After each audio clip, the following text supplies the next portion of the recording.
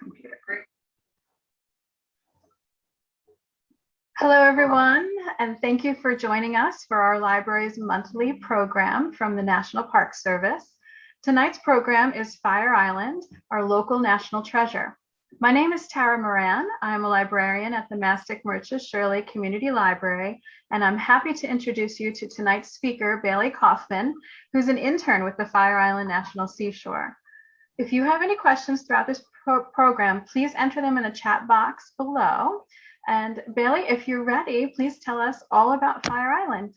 All set. Tara, thank you so much for that wonderful introduction. So welcome to our local treasure, Fire Island National Seashore. My name is Bailey Kaufman. I am the Community Volunteer Ambassador intern here at Fire Island.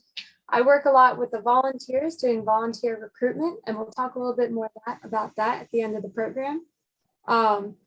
Interacting and connecting with different communities, and I work at the visitor centers and do kind of everything, a lot of things at the park. It's a mix. But today I'm going to talk to you all about Fire Island and what it has to offer. And I hope by the end of this presentation, it sparks interest and you all come out and visit.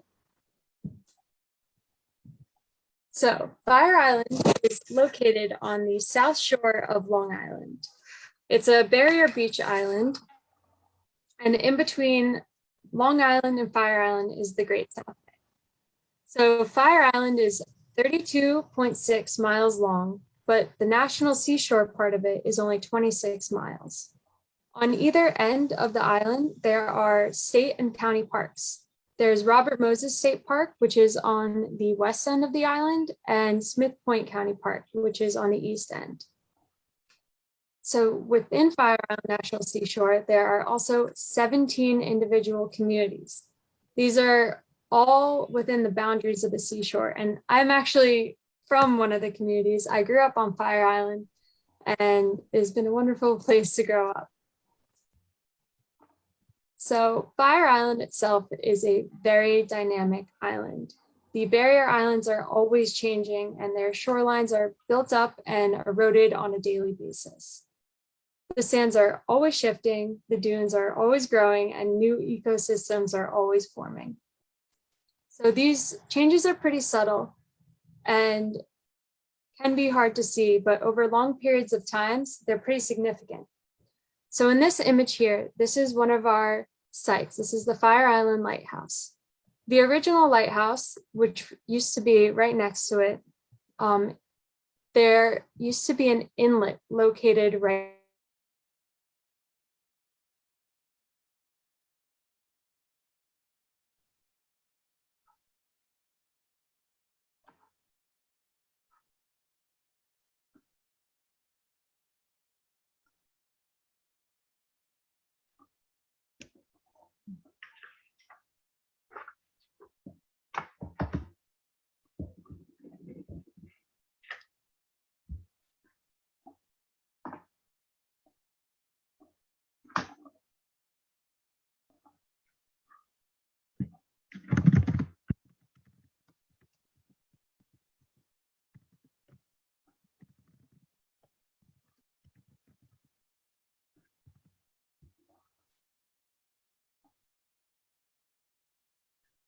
Well, it looks like I'm going to stop recording here. It looks like we go.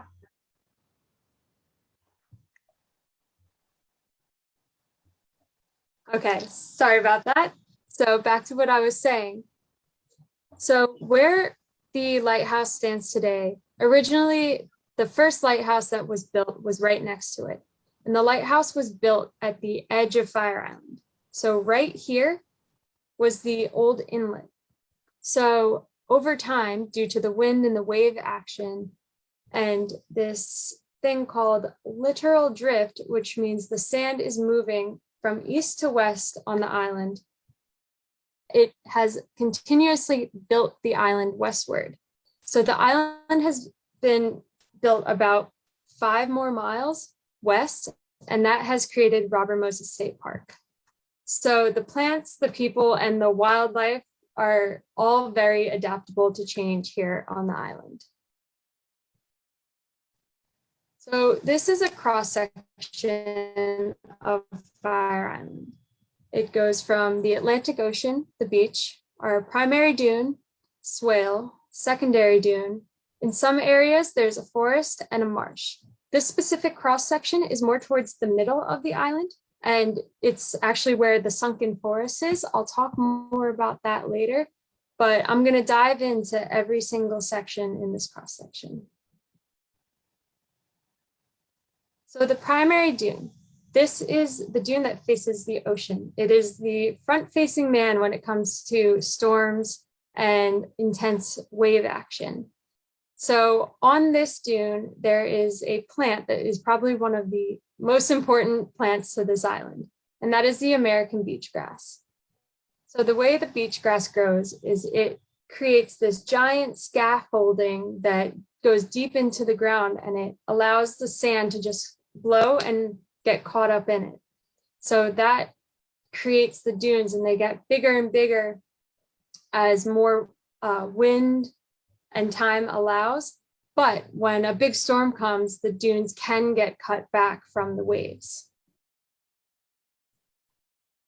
Right behind the primary dune is this area called the swale. And the swale is the most desert-like area on the island. Here you're gonna find a lot of different plants like bayberry, beach plums, pine trees, and even prickly pear cactus. It shows how hot it can get. So the reason why it gets so hot is because it is in between the primary dune and the secondary dune. And all the light that is coming down from the sun is getting refracted into this area, creating this just really hot oven-like space. So if you're ever walking through here, please make sure to wear sunscreen and a hat and drink plenty of water. So in some parts of the island, there's the secondary dune, and this would be the oldest part of the island. So the secondary dune is it's the primary dune, the swale, and the secondary dune, and this holds a lot of the plants that grow on the island. Right behind the secondary dune on Fire Island, we have a sunken forest. So the forest is not actually sunken, it just has an illusion that it's sunken. So when you go over the secondary dune and you start walking down, it gives the illusion that you're going below sea level, but you're not, you're just right behind the dune. So here in sunken forest, you're gonna see a variety of different plants too: holly forests, holly trees, sassafras, black cherries, and shadblow. This is a rare maritime holly forest. And then we also have the salt marsh. So the salt marsh is a coastal wetland and is a very vital part for these like small clams, marine organisms, and fish to grow.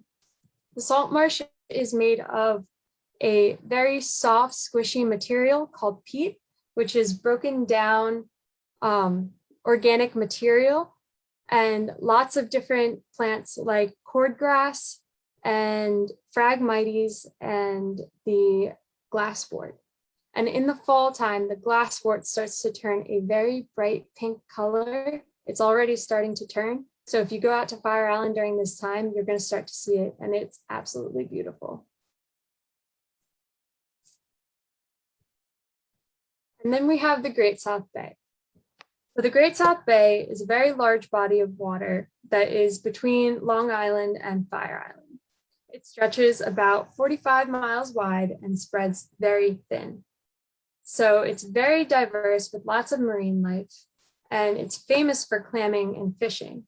A lot of the coastal communities rely on the Great South Bay for food, as well as many of the animals. So where does the national park side of Fire Island come into play? Well, I'll tell you a little bit about the establishment of the park itself. So some of you might recognize this name right here. This man is Robert Moses. He used to work in the metropolitan area, and he was a contractor. He built a lot of parkways and highways, and he wanted to create a highway that went right down the middle of Fire Island and allow for people to just drive right across the ocean, similar to the area called Ocean Parkway. So this was a big threat to the wildlife and the locals that lived on the island. So everybody banded together and had Fire Island established as a national seashore in order to protect it.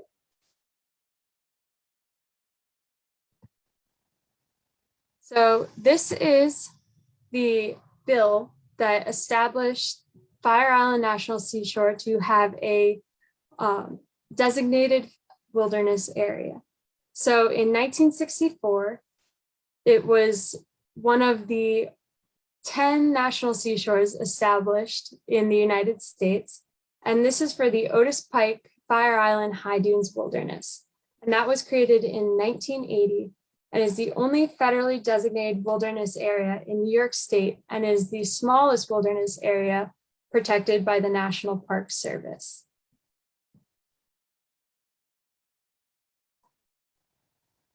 So we get this question a lot. How did Fire Island get its name? Well, we don't exactly know, but there are a couple stories that lead us to believe on how it got its name. So one of the stories is that this plant right here, which is called poison ivy, it turns this bright, fiery red color in the fall, and it's starting to turn right now. And people say that from an aerial view, Fire Island looked like it was completely on fire. So that's one of the stories. The second story, which is my favorite, is that back in the day, before there was a lighthouse, at that old inlet, people used to light bonfires to let ships that were out at the sea know that there was a safe haven here and they can come to shore or go into the inlet into the Great South Bay. So land pirates caught wind of that further down the island, and they thought, well, if we light fires in the middle of the island where there's a sandbar, then ships will come, they'll run aground, and they can go and loot the ships or whatever was on the incoming boats. So there may be lots of treasure that's buried in the dunes of Fire Island. And the last story, which is probably the most likely candidate, is that it was a spelling error on a map. So the Dutch word for four is veer, V-E-I-R. And Fire Island is not just the island that is on the South Shore. There are small islands that are also within its boundaries. So there may have been a couple more. So it would have been 4 islands, but someone might have misspelled that on a map and wrote F-I-R-E, so Fire Island. But it's really up to anybody's interpretation on how Fire Island got its name. That's what's so special about it. So on Fire Island, we have a couple different visitor centers. There is the Fire Island Lighthouse Visitor Center, the Sailor's Haven Visitor Center, the Watch Hill, and the Wilderness Visitor Center.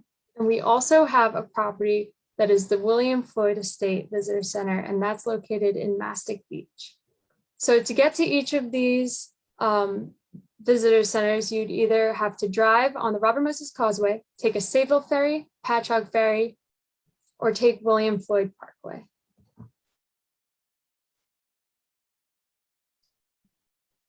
So this is the first visitor site I'm going to talk about. This is the lighthouse, the Fire Island Lighthouse. So here she stands. It was built in 1858, and it used to be a cream color until 1891 when the black and white stripes were painted on it, also known as day marks. So every single lighthouse has a different day mark on it, so ships from out sea know exactly where they are. Located right next to the Fire Island Lighthouse is the Fresnel lens. So this is the original lens that was in the first lighthouse. It is made of a bunch of different brass and prisms that create this beautiful light that shines through it. And even in this photo, you can see just the natural light that shines through it, creating this shape on the wall. And it used to be located in the Franklin Institute in Philadelphia, but we have brought it back home, and she sits right next to the lighthouse. And within this building, there are other lenses, and it talks all about how they used to light the lens and the history of the lighthouse. And it's just a beautiful sight to come see. So Sailor's Haven and the Sunken Forest. So Sunken Forest is a maritime holly forest. That means that it is by the sea. And there are only 2 maritime holly forests that exist in the world, and that is here on Fire Island and in Sandy Hook, New Jersey. So located in Sailor's Haven, there is a marina, a snack bar and concession stand. We have a visitor center located there. There's a beach with lifeguards during the summer season, and there are trails that wind through this beautiful, rare holly forest. And within this forest, you're going to see lots of different types of wildlife. I'll talk a little bit more about the wildlife further into the presentation, but the trees that you're going to see are the holly, the sassafras, the cherry, and shadblow, and a bunch of other native plants that grow here. And to get here, you will take the Sayville Ferry to Sailor's Haven, or you can walk in through some of the neighboring communities. Barrett Beach and Talisman. This is boaters' paradise. So located at this site, there's just a dock for unloading, and you would moor up your boat and walk to shore. We have restrooms, a lifeguarded beach on weekends during the summer season, and there's a small picnic area. It's very private and quiet, but a lot of people really enjoy this area. The boardwalk goes straight from the bayside right over to the beach. We also have Watch Hill. So this was the first site that from the National Park Service that was established on Fire Island in the 1970s. It is our most recreational site, and it's located just west of the Otis Pike High Dunes Wilderness area. Here we offer many different junior ranger programs. We offer canoeing, tours, we have camping and backcountry camping located here. Different programs pop up at every single site on Fire Island National Seashore, but you just have to check our website to make sure.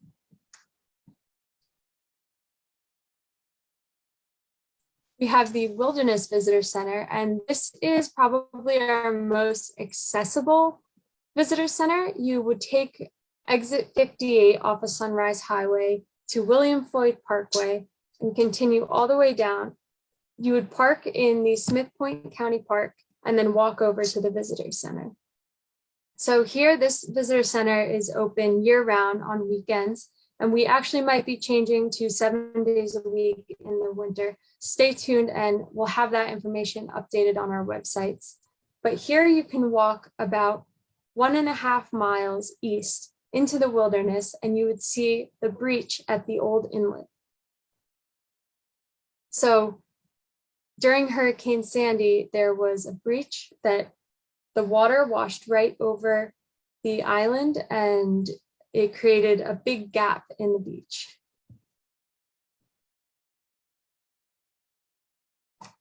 So this is the breach, and during Superstorm Sandy, this happened. And as you can see, the ocean washed right over the island, splitting it into two. And this is a naturally occurring thing that happens. So as the national parks, we're just going to let nature take its course. We're not going to have any plans to close it, and we're just going to see what happens. And there is no boating or swimming in the beach, as it can be kind of dangerous with ripping tides. This is an aerial shot of the beach. It has brought in a ton of sand and actually cleaned out a lot of the bay over there.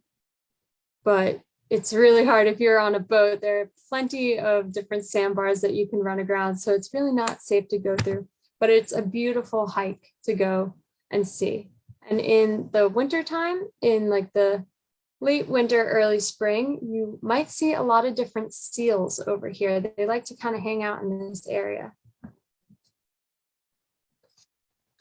And last but not least is the William Floyd Estate. So this is the historic home of one of the 4 signers of the Declaration of Independence from New York, Mr. William Floyd. So this house was donated to us by his great-great-great-granddaughter, Miss Cornelia Floyd Nichols, in 1976. And in this house, you can see the history that has been preserved for over 250 years. That includes the house, the grounds, a family cemetery, and it tells about 3 centuries of American life. Right now, the grounds are completely open, but the house, it's closed. It's going under renovations, but it should be opening fairly soon.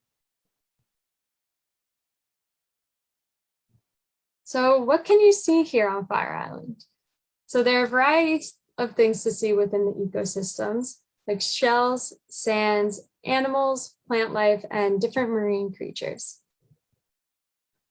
So the sand on Fire Island is kind of different than sand on other beaches. We get a lot of purples and blacks and whites, and that's because the sand here is made up of a bunch of different minerals. So the 3 main types of sand that we have here is quartz, garnet, and magnetite. Quartz is the really light colored sand that you see here. It's light in color and it's very light in weight. The darker sand that you see here is garnet, and it is the very pretty purpley pink colored sand. And then within the garnet, we have this teeny tiny black mineral called magnetite, and it's actually very magnetic.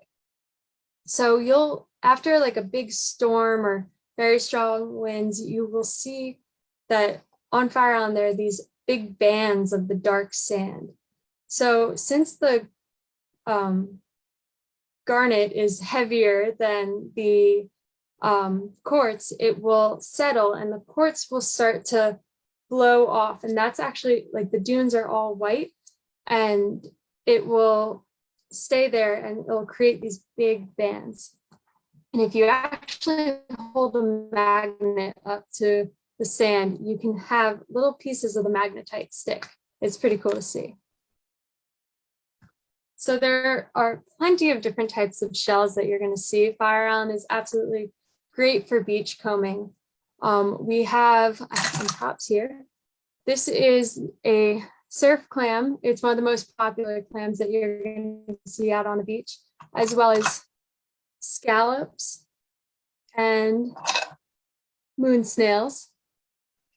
You may see other items like this. This is a skate pod, which is a skate egg case. You may find horseshoe crab molts or oyster shells. It's always fun exploring the beaches here. So there's also many different plants. I know I've mentioned a couple of them before. This is the sassafras. We have the beach plums, which were just in bloom, or they were in bloom earlier in the season. Now the berries are all ready to be picked. And I actually picked a couple and made a very good beach plum jelly. And then we also have the American holly here. So some of you might be able to recognize this plant. This is poison ivy. A tip that I like to tell people is leaves of 3, let them be. This plant causes a very itchy rash on the skin. It only really affects humans. Any part of the plant that you touch may put the oils onto your skin. So that is the leaves, the stems, the roots, and the berries. Just the best way to avoid it is staying on the designated trails and not touching it if you don't know what it is. One of the animals that you might see here is the red fox. They like to have burrows in the wilderness areas or the overgrown areas of the island. They kind of stay out of the communities. They like to eat small mammals and beach plums and birds or fish that wash up. They are very, very cute. This is a pup that was in the wilderness area that our photographer got a photo of. But one problem that the foxes do encounter is mange, which is a type of like mite that kind of eats at them and it gets them very, very sick. So sometimes there's a surplus of foxes and sometimes the mange takes over and you're not going to see as many foxes. Another popular animal that we have here is the white-tailed deer. They are probably our most popular animal out on the island because you can see them everywhere. Here is a female deer with its young fawn. The fawn have these white little spots all over them for camouflage when they're young. And to tell the difference between a female deer and a male deer is that the males will have these very large antlers, but they don't always have them. Sometimes they'll shed their antlers every season. So sometimes the males won't have them, but they're very cute to see. But we do advise people that when they're on Fire Island, please do not feed the deer. We like to keep wildlife wild and it can make them sick. It makes them more drawn to walking towards cars, which is very harmful for them. And it will mess up the whole balance in the ecosystem. This is another very cute reptile that you'll see on the island. This is the box turtle. They are very good with camouflage and they're very, very cute. I actually have an old shell from a box turtle right here. And a cool story that we have is there used to be a naturalist that lived in the William Floyd estate, and he used to carve into the shells of the turtles. So he carved in a date of the turtle, and recently they found a turtle with a date that was about 100 years ago. And the turtle still lives on the property. I haven't seen it anytime recently, but it's pretty fascinating that these little creatures can live that long.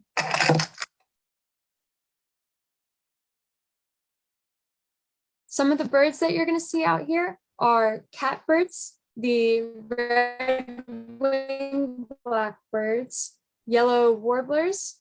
You'll see osprey and different types of seagulls. One that I really like to hear is a towhee. So their call is like towhee, towhee, or they say, drink your tea. That's how we like to spot them out. They're about a robin-sized bird, and you'll also find robins out here. This is the yellow warbler. They like to migrate here and nest here. And another popular bird that you're going to find here is the piping plover. So piping plovers are an endangered bird species, and we have a big resource management program that supports these birds. So if you're ever on Fire Island in the spring and the summertime, you're going to see these posts all along the beach with this fencing area. So that area is for the protection of their nests. Things like humans and dogs are potential threats to these birds, so we try and keep people out of them. So these are the plover eggs. They're very, very hard to see. They blend in very well and their nests aren't much. So that's why we create such a big enclosed area for the birds to have and be safe and just live there, have their babies hatch, and then they will fledge at the end of the season. And actually, this season was a record for National Seashore. Last year we had about 7 chicks. This year we had about 70, and they all fledged and have migrated south.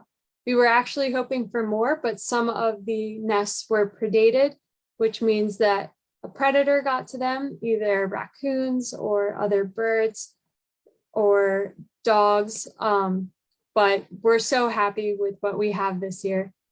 It's great to see.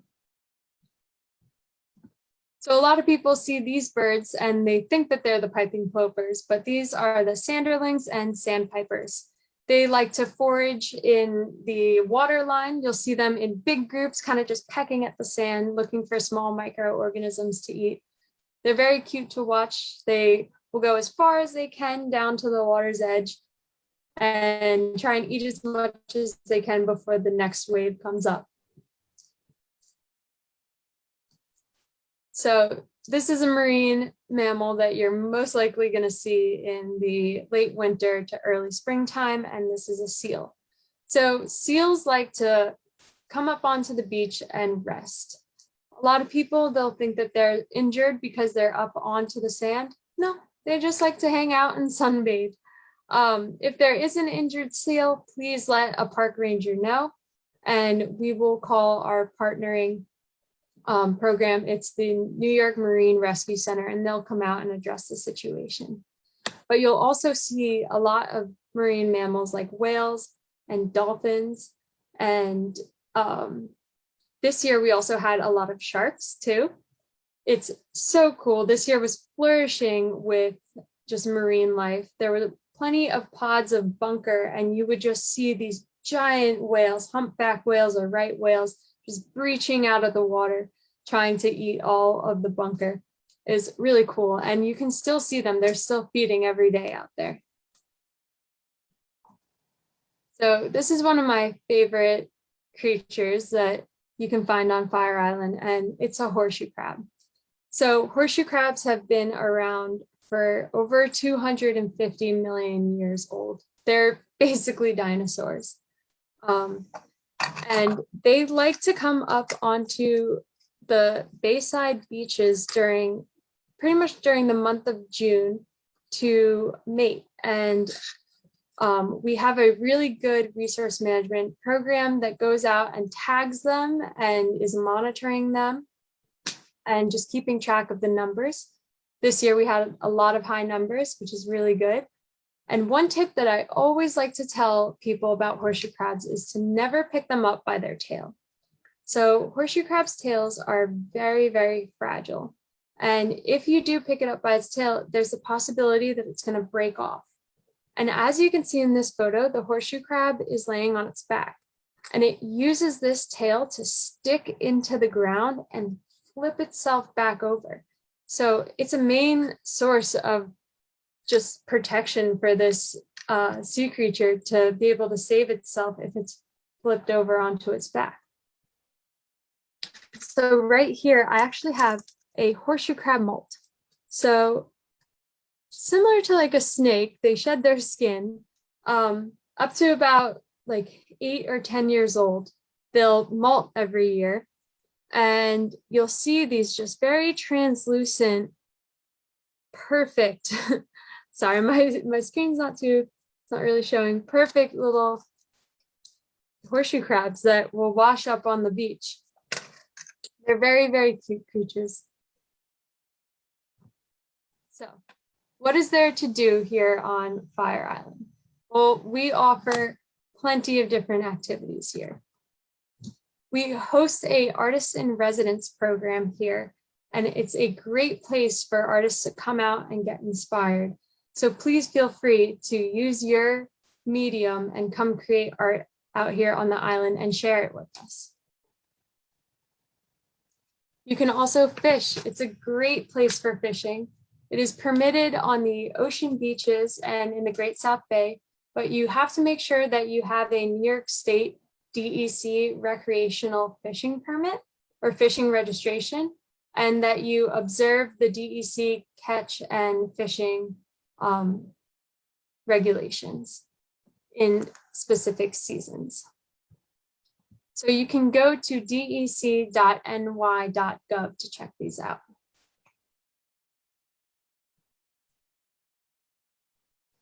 We offer many different slips and areas in the marinas for people to come out and boat if you're lucky enough to have your own boat. Our concessions have a very well-organized system where we have electricity and water hookups, and then you could also call the pump out to come pump your boats if needed. Here on Fire Island National Seashore, we also offer hiking and wilderness camping. So in the Otis Pike High Dunes Wilderness area, there are 2 specific areas where you can hike. It's very primitive. It's pack in, pack out. There are no water supply or restrooms available here. So it's really roughing it out, but it's really fun and absolutely beautiful to do. So here on Fire Island National Seashore, we're kind of in the mix of things that we're going by just the federal regulations. So there are requirements right now. You have to wear a mask in all federally designated buildings. And, oh, did I lose connection? No. And just make sure that you observe social distancing and practice just safe and recreational and responsible practices. So safety first here on Fire Island. We always advise people to drink plenty of water, seek shade when overheating, to wear sunscreen or sun protection, and to stay away from wild animals, and always swim in front of a lifeguard when you're on a lifeguarded beach.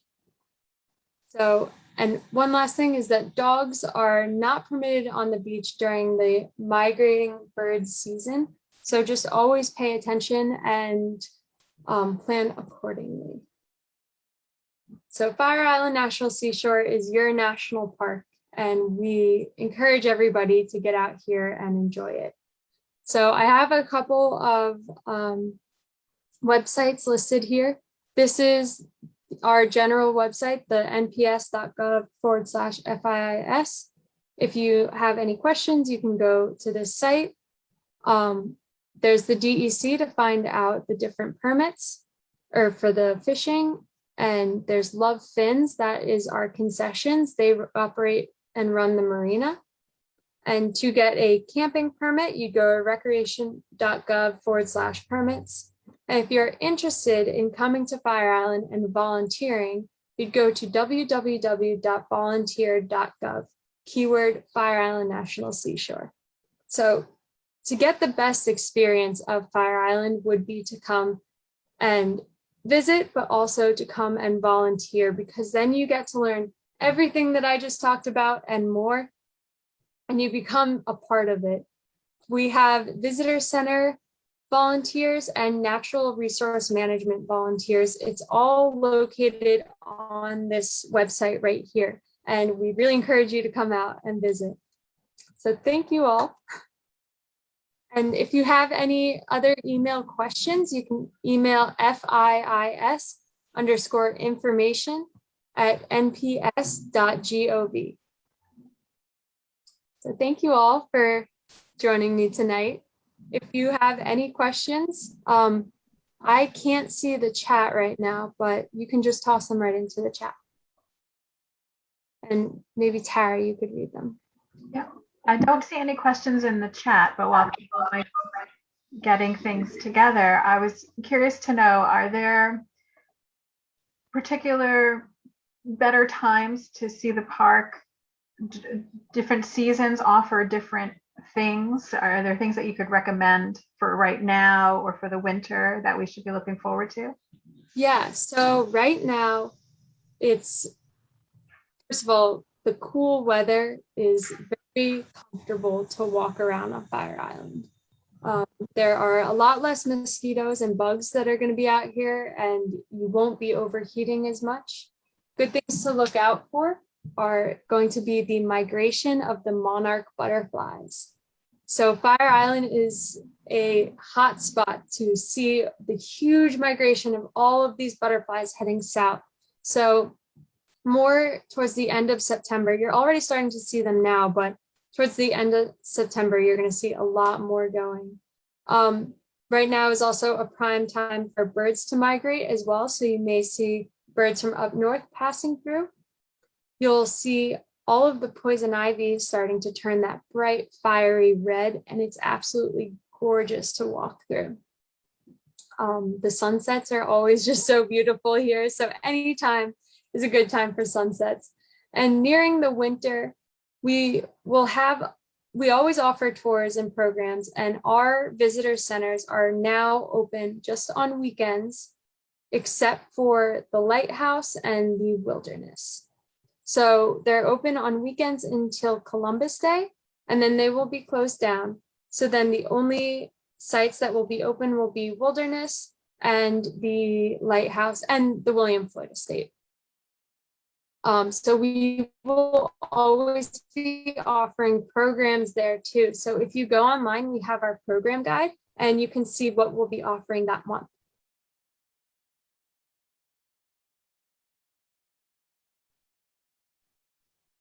That's great. I will say that I do receive the program guide at the library too, and we make that available to anybody who comes in and asks for it. Great. So are there any other questions that anyone had about Fire Island?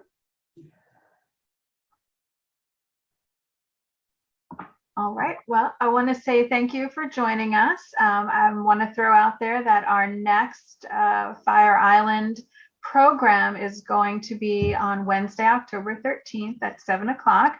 And we'll be discussing the importance of bunker to the Atlantic fisheries. And I'm interested in that. We saw a lot of bunker, as you mentioned, this year. So, yeah. The bunker pods have just been really hugging the shore. So you've just been seeing whales and dolphins every day, just breaching. It's absolutely beautiful. That's great. So to attend that program, please register. You can register at our library's website, communitylibrary.org, or give us a call at 631-399-1511, extension 240. And that's it for us. Thank you so much, Bailey, for sharing all your knowledge about Fire Island. I'm definitely planning a visit real soon. It's getting cooler, so I'm looking forward to it. Yeah. I hope to see all you out there and more. Great. Thank you. Thank you so much. Have a good night, everybody. Have a good night. Good night. Thank you. Thank you. Night.